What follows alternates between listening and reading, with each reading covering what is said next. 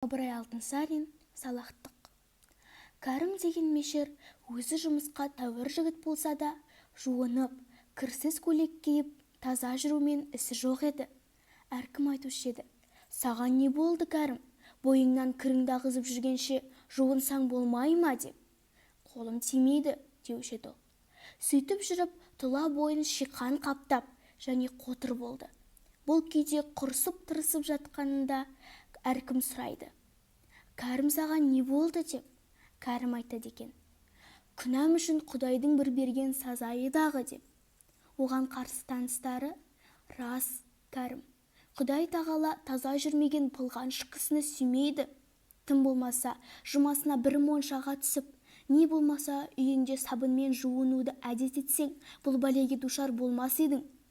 Сонымен Кәрімді ауру жататын үйге алып барып, таза жуындырып, таза киім киіндіріп, ем қылған соң, аз ба, көп пе, жатып жазылды.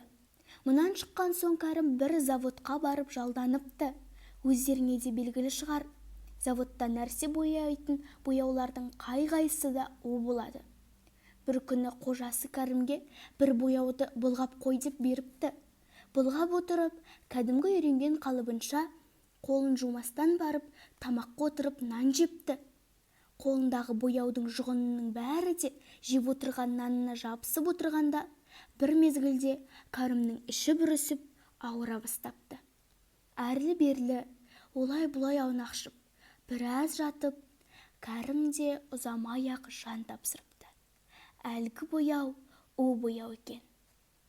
Достар, әңгіме кейіпкері Кәрім сияқты салақ болмай, үнемі жуынып, таза жүріңдер.